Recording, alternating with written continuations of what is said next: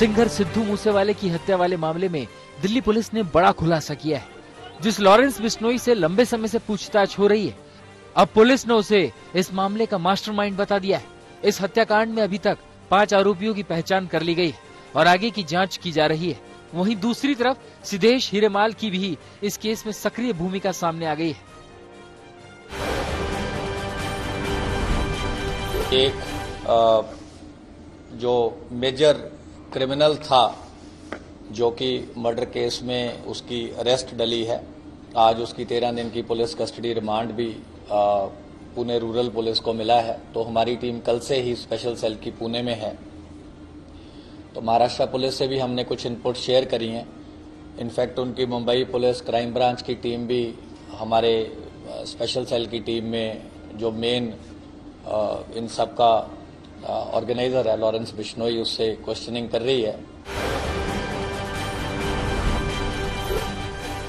Delhi police और Maharashtra police की team ने गैंगस्टर लॉरेंस बिश्नोई के खास शूटर सिद्धेश हीरामल कामले उर्फ महाकाल को पुणे से गिरफ्तार कर लिया है। बताया जा रहा है कि जिस शूटर ने सिद्धू मूसेवाला की हत्या की, ये महाकाल उसका काफी करीबी है और दोनों मिलकर कई बड़ी वारदात अंजाम दे चुके हैं। अब महाराष्ट्र पुलिस और दिल्ली पुलिस मिलकर महाकाल से एक एक राज उगलवाएगी।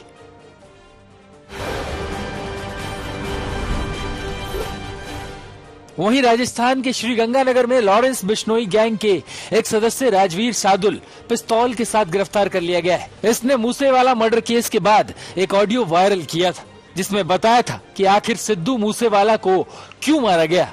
इसके साथ ही उसने अगला टारगेट सलमान खान को बताया था। पुलिस को उम्मीद है कि राजवीर से पूछताछ में कई बड़े खुलासे हो सकते हैं।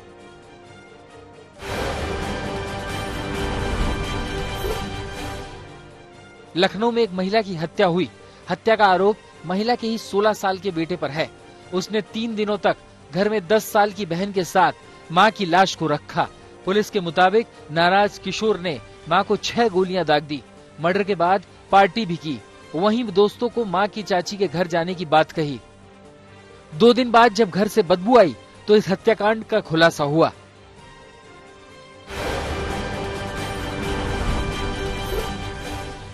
महाराष्ट्र में कोरोना के 2701 नए मामले सामने आए। हालांकि इस बीमारी से किसी की भी मौत नहीं हुई है। राज्य में अब तक 9806 एक्टिव केस हैं। बुधवार को कोरोना से संक्रमित 1327 मरीजों की छुट्टी कर दी गई। अब तक 77,41,143 मरीजों को फुल रिकवरी के बाद छुट्टी मिल गई है। महाराष्ट्र में कोरोना से संक्रमित मरीजों का रिकवरी रेट 98% है, जबकि मृत्यु दर 1.87% है।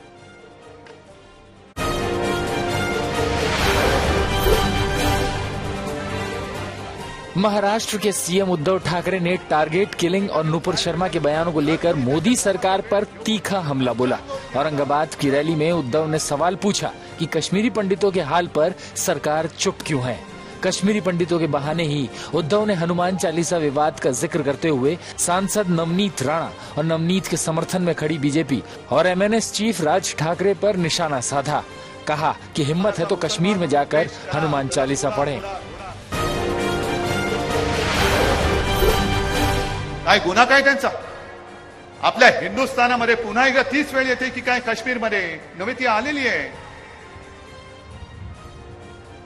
घरामध्ये जाऊन गोळ्या घालतात, शाळेमध्ये जाऊन गोळ्या घालतात, कार्यालयामध्ये जाऊन गोळ्या घालतायत, पण कोणालाच काही पडलेलं नाही, चिंता नाहीये। आम्हाला नको तिकडे काढायला लावायचे। जा ना, हिम्मत असेल तर त्या काश्मीरमध्ये जाऊन तिकडे हनुमान चालीसा पढा, जा।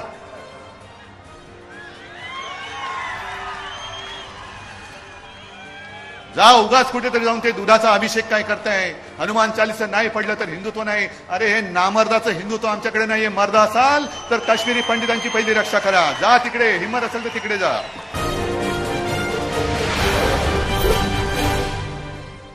उद्धव ठाकरे ने रैली में नुपुर शर्मा के बयान का मुद्दा भी उठाया। उद्धव ने कहा कि बीजेपी के एक प्रवक्ता के बयान से देश को अपमान सहना पड़ा है। बीजेपी पर निशाना साधते हुए कहा कि अरब देश कह रहे हैं कि भारत माफी मांगे। अरे क्यों मांगे माफी? बीजेपी प्रवक्ता के बयान पर क्यों देश माफी मांगे?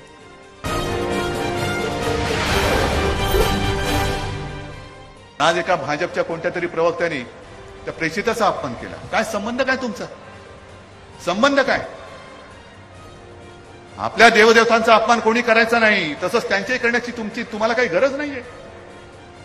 पण तो अपमान केल्यानंतर सगळे मिडल ईस्ट अरब देश एकत्र झाले आणि त्यांनी आपल्या देशाला गुडघ्यावरती आणलं. पण शेवटी माझ्या देशाचे पंतप्रधान आहेत, आपल्या देशाचे पंतप्रधान आहेत, त्यांचा फोटो कचरा कुंडीवरती लावला जातो आणि हे आम्ही नुसतं बघत बसायचं.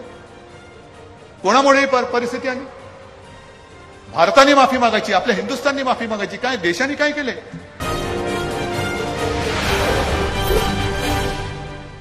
बीजेपी नेता उमा भारती ने नुपुर शर्मा की सुरक्षा को लेकर चिंता जाहिर की है.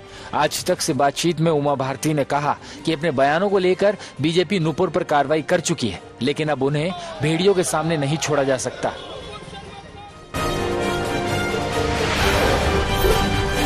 अब जो आगे चिंता का विषय आ गया है कि उसके सिर पे 1 करोड़ का इनाम, तो मैं देख रही थी जूतों से जैसे उसका फोटो रौंदा जा रहा है और जिस तरह से उसको धमकियां मिल रही हैं. इस पे तो हिंदू व मुस्लिम दोनों समुदाय के मुख्य लोगों को इस पूरे कृत्य की निंदा करनी चाहिए और इस बारे में उसको जितनी आवश्यक हो सके उतनी सुरक्षा देनी चाहिए. मैंने अभी एक जगह और बात करती हुए कहा कि उसकी इसके कारण we can not throw her to wolves, हम उसको भेड़ियों के झुंड की तरफ नहीं फेंक सकते, इसलिए उसकी सुरक्षा पूरी करनी चाहिए.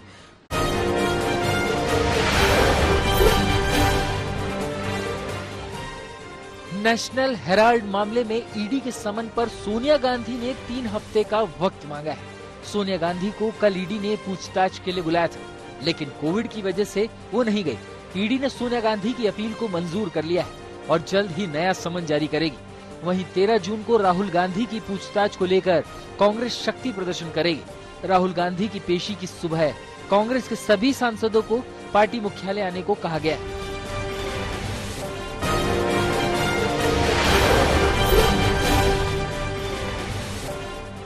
विवादित टिप्पणी मामले में घिरी नुपुर शर्मा को अब नीदरलैंड का साथ मिला है.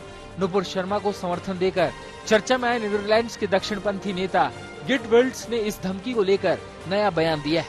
डच सांसद ने भारतीयों से कहा है कि अलकायदा जैसे इस्लामिक आतंकियों के सामने नहीं झुके, क्योंकि ये संगठन बर्बरता को झुकाते हैं. वहीं गिट ने इस्लामिक देशों के विरोध को भी तवज्जो न देने की बात कही है. गिट ने कहा है कि नुपुर ने कुछ भी गलत नहीं कहा है.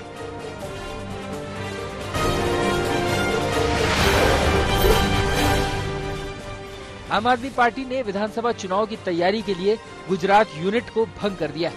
नई स्टेट यूनिट की घोषणा जल्द ही की जाएगी.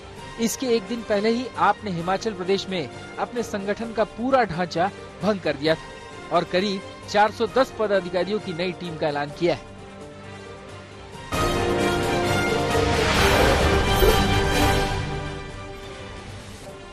मोदी सरकार ने देश के करोड़ों किसानों को बड़ी सौगात दी है.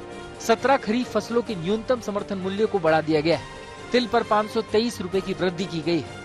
केंद्रीय मंत्री अनुराग ठाकुर ने कहा कि फसल विविधीकरण को प्रोत्साहन देते हुए सरकार ने एमएसपी की दरों में ऐतिहासिक वृद्धि की थी, जिससे किसानों की आय में बढ़ोतरी हुई है.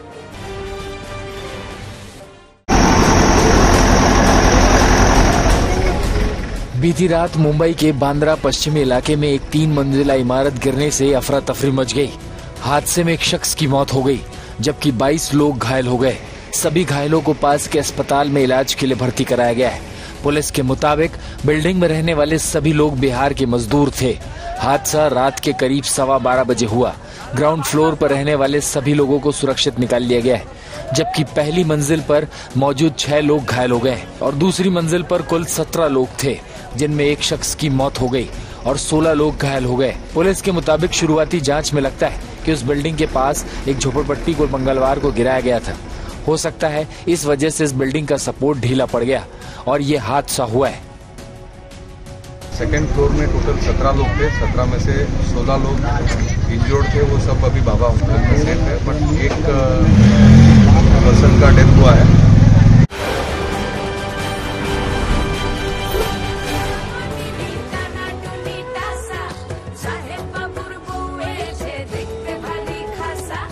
पश्चिम बंगाल की मुख्यमंत्री ममता बनर्जी का एक वीडियो सोशल मीडिया में वायरल हुआ है.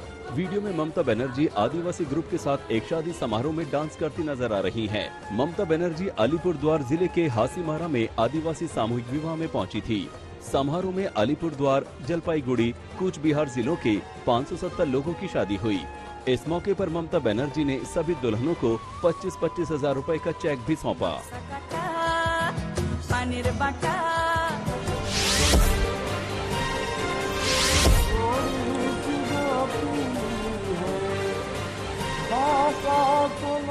छत्तीसगढ़ की राजधानी रायपुर के एक अस्पताल में ऑपरेशन का एक हैरत अंगेज वीडियो सामने आया है। हॉस्पिटल की ओर से जारी इस वीडियो में डॉक्टर मरीज का ऑपरेशन करते दिख रहे हैं और उसी वक्त मरीज गजल गाता दिख रहा है। यानी मरीज का ऑपरेशन बगैर बेहोश किए किया जा रहा है। जिस शख्स का ऑपरेशन चल रहा है उसके ब्रेन में ट्यूमर था।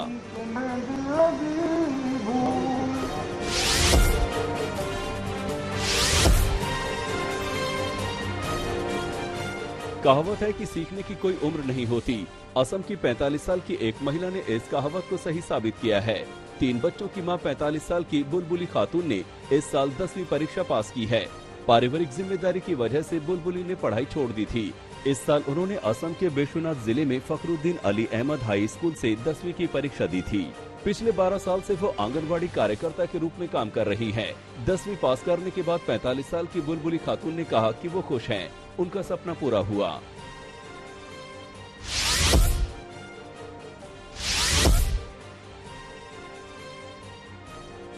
उत्तर पूर्व और मध्य भारत के मैदानी इलाके अगर तप रहे हैं तो गर्मी में सर्दी के लिए मशहूर हिमाचल प्रदेश के कुछ इलाके इस बार गर्मी में तप रहे हैं। हिमाचल के सोलन में उमस भरी गर्मी पड़ रही है। तापमान 35 डिग्री तक पहुंच गया है। गर्म हवा चलने से लोगों को परेशानियों का सामना करना पड़ रहा है। लोगों का कहना है कि सोलन के जंगल में आग की घटना लगातार बढ़ रही है। वहीं कालका शिमला नेशनल हाईवे 5 को 4 लेन बनाने के लिए अंधाधुंध पहाड़ों की कटाई की जा रही है, जिससे तापमान में काफी वृद्धि हो गई है।